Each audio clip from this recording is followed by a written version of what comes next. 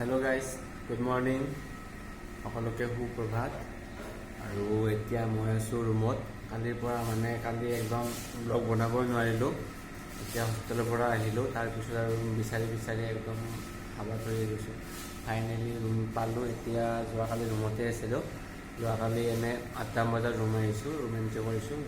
তাৰপিছত আৰু ভিতৰত বস্তুবিলাক আছিল, বস্তুবিলাক লৈ আহিলোঁ। লৈ আহি কিনে 8টা বজাত ৰুমত আহিলোঁ। তাৰপৰা ৰুমত আহি আৰু অকণমান বজাৰ কৰি গেছ চেছ কিনি ইয়াতে আৰু ভাত চাত বনাই খালোঁ। ৰাতি ৰুমতে আছিলোঁ।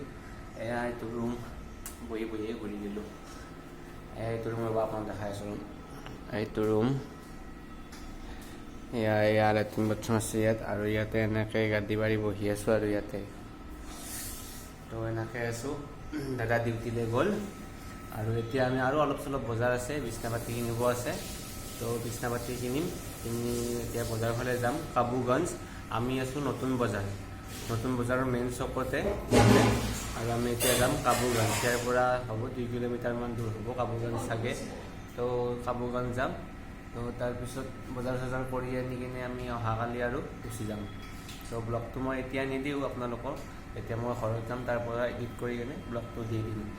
অকণমান দীঘল হ'ব ব্লগটো, তথাপিও আপোনালোকে চাব।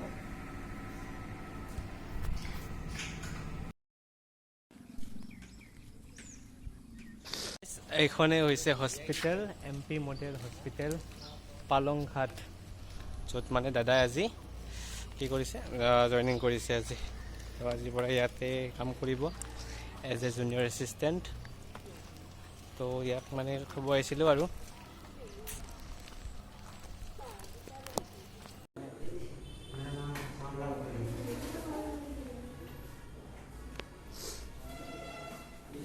এইটো কিটচেন, এইটো এটা ৰুম, আৰু এইটো কাবুগঞ্জত আহিছোঁ। কাবুগঞ্জ বজাৰ এইফালে, কাবুগঞ্জ বজাৰ আহিছোঁ। অকণমান বিচাৰিছিলে কিনিবৰ কাৰণে আহিছোঁ। ঘৰত আছোঁ গাইজ। এনেকৈ ভাত খাব ওলাইছোঁ। মাংস দেখাই দিম, মাংসখিনি তলৰ পৰাই। এয়া ভাত খাই আছোঁ ৰাতি 11টা বজাত। The next day. Hello' guys, good afternoon. আৰু আজি হ'ল 16 তাৰিখ। আমি আহিছিলোঁ 13 তাৰিখে। একদম অৱস্থা কি হ'ল, কেঞ্চেল না? তো গাইজ অৱস্থা বেয়া একদম। যোৱাকালি যোৱা কথা আছিল, যোৱাকালি 7টাত বাছ আছিল। তো সেইখন বাছো কেঞ্চেল হৈ গ'ল, লেণ্ডশ্লাইড হৈছিল। তো যোৱাকালি গ'ল এনেকৈ। যোৱাকালি ISBTত যাই কিনে আহিলোঁ। তো আজি আৰু যাই কিনে আহিলোঁ। আহি কিনে 500 টকা খৰচ কৰি আহিছোঁ। এই বাৰে কৈছে 500 টকা খৰচ কৰি আহা বুলি। তো আজি আৰু বাছ বুকিং কৰিছিলোঁ কালি ৰাতিয়ে। তো আজি অলপ আগতে মেছেজ আহিল যে বাছো কেঞ্চেল হ'ল, এই দীপ ট্ৰেভেলাৰ্ছখন। তাৰপিছত আৰু এখন ৰেয়ান ট্ৰেভেলাৰ্ছ বুলি সেই কৰিলোঁ, কি কয়, বুকিং কৰিলোঁ। সেইখন কেঞ্চেল হ'ল না? সেইখন বৰ্তমানলৈকে কেঞ্চেল হোৱা নাই। আৰু ট্ৰেইনো নাই। একদম ফাঁচি গৈছোঁ ইয়াতে, নতুন বজাৰ ফাঁচি গৈছোঁ। তো শিলচৰ অহা এটা ট্ৰিপটো, শিলচৰ আহিব মন নহয় গৈছে নে কি ক? শিলচৰ আহিবি আৰু। তো ব্লগ চগ বনোৱা নাছিলোঁ একো, এনেই অলপমান টেনশ্যন আছিলোঁ, সেইকাৰণে ব্লগ চগ বনোৱা নাই। তো আজি ভাবিলোঁ ব্লগটোতো এণ্ড কৰিব লাগিব ন, সেইকাৰণে আৰু ব্লগটো অকণমান কৰাই দিছোঁ। কোন হৈছে, কোনখন? ৰায়ন ট্ৰেভেলাৰ্ছখন। এইবাৰ জগন্নাথ ট্ৰেভেলাৰ্ছখন কৰিছে। তো চাওঁ, এইখন যদি আৰু কেঞ্চেল হয় কি বা কৰোঁ আৰু গম নাপাওঁ। আৰু দুখন কলপাত এনেকৈ উৰি যাব লাগিব।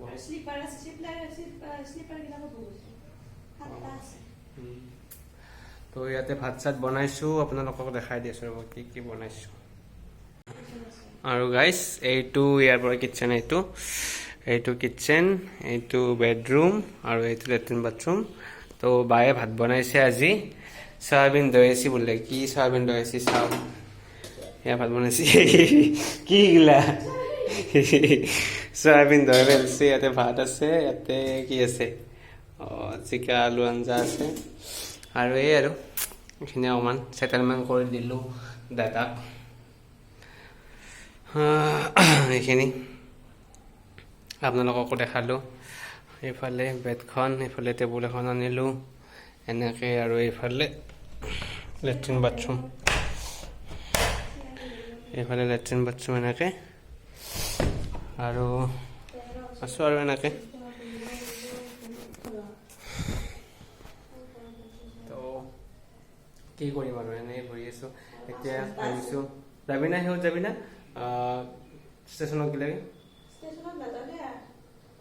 এইখান যদি কেঞ্চেল হয় আৰু ফুল হ'ল আৰু কেঞ্চেল নহ'ব নেকি ক'বাৰ কথা দে তো ভাবিছোঁ কি ষ্টেচনত যাওঁ এবাৰ কি হয় নাযাওঁ নাযাওঁ কৰি আছে ষ্টেচনত গ'লে ইয়াতে যদি টিকেট চিকেট পাওঁ তাতে এনেকৈ থাকি যাম আৰু ৰাতি এখন ট্ৰেইন আছে 10:15 ট্ৰেইন এখন আছে কালি 8টা 8:30 মানত পাই যাম ৰাতিপুৱা তো চাওক ট্ৰেইনখনতে যাওঁ নে যদি এইখন বাছখন কেঞ্চেল নহয় বাছতে গুচি যাম আৰু তো আপোনালোকে চাই থাকক ভিডিঅ'টো ভাল লাগিলে লাইক কমেণ্ট শ্বেয়াৰ আৰু চেনেলটো ছাবস্ক্ৰাইব কৰিব গাইজ যোনে যোনে ছাবস্ক্ৰাইব কৰা নাই অ'কে বাই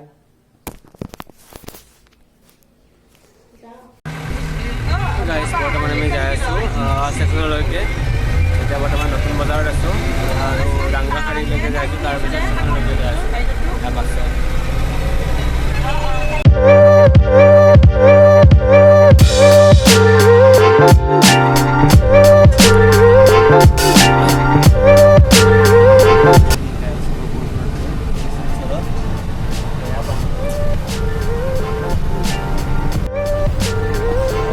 এইবাৰ ইয়াতে আৰু ভয়ানক পানী মানে জেগা লৈ লৈ পানী হৈ আছে মানে চবতে হোৱা নাই অলপ অলপ জেগা লৈ লৈ আছে আৰু মেইনলি ৰাস্তা হৈ আছে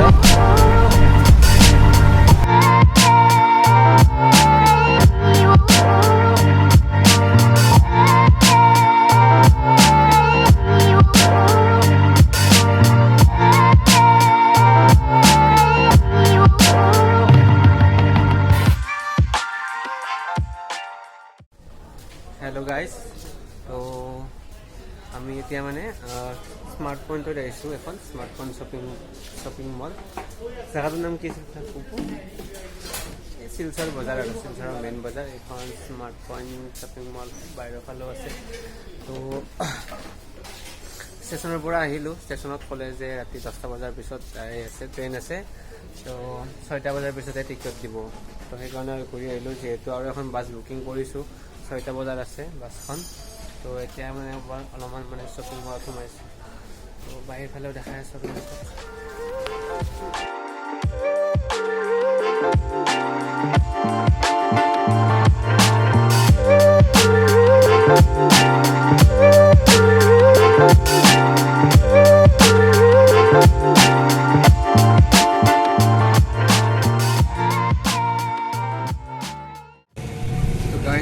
অকণমান বজাৰ কৰি আহিলোঁ এতিয়া আৰু ৰুমত যাম তাৰপৰা আৰু মাছ ISBT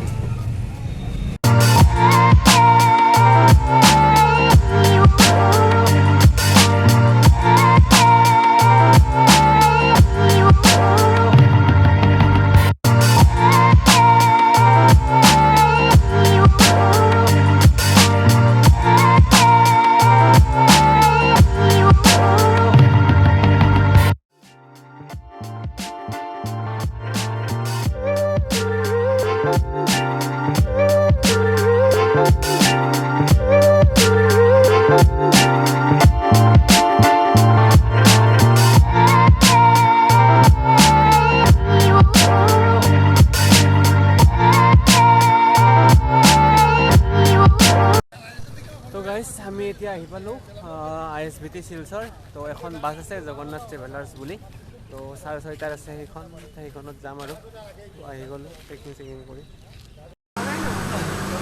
এইখন গাড়ী জগন্নাথ ট্ৰেভেলাৰ্ছ এতিয়া যাব হোৱা নাই 4:30 যাব 6:30 তো কৰি আছোঁ গাড়ী ষ্টাৰ্ট হৈছে কিবা কৰে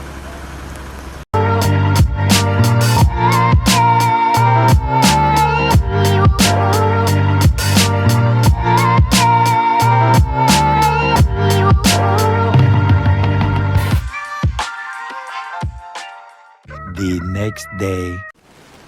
তো গাইজ আজি শনিবাৰ 18 তাৰিখ তো আমি যাই পাব লাগিছিল ঘৰ কিন্তু আমাৰ অৱস্থা একেবাৰে বেয়া হৈ গ'ল এয়া দেখিছেনে একদম গাড়ী চাৰি একদম চব ফচি গৈছে আগৰ ফালে এই সোণাপুৰ এইখিনি এৰিয়া মানে সোণাপুৰ এৰিয়া এই সোণাপুৰৰ টানেল এৰিয়াত মানে পুৰা লেণ্ডশ্লাইড হৈ গৈছে তো হৈ যোৱাৰ ফলত আমি যাব নোৱাৰিলোঁ এই বোকা ইমান বোকা হৈ গৈছে তো যাব নোৱাৰিলোঁ চবে ফচি আছোঁ গাড়ীত ৰাতি 11টা বজাত আহি পাইছোঁ তো এইখিনি জেগাৰ পৰা একদম ফচি আছোঁ তো যাব পৰা নাই তো ভাবি আছোঁ কি কৰোঁ কি নকৰোঁ একদম পৰিস্থিতিও ভয়ানক তো ড্ৰাইভাৰে কৈছে যে 2-3 দিনমানলৈকে এনেকৈ থাকিবই জেগা চাফা কৰিব নোৱাৰে তাৰোপৰি বৰষুণো হৈ আছে সেইকাৰণে জেগা চাফা কৰিব নোৱাৰে তো ভাবি আছোঁ কি কৰোঁ তো গাইজ ভাবি মানে ভাবিলোঁ যে এতিয়া ৰিটাৰ্ণ যাম আমি ৰিটাৰ্ণ ৰুমলৈকে আহিম ৰিটাৰ্ণ ৰুমলৈকে আহি কিনে তাতে থাকি যাম আৰু পিছত ট্ৰেইনত যাব লাগিব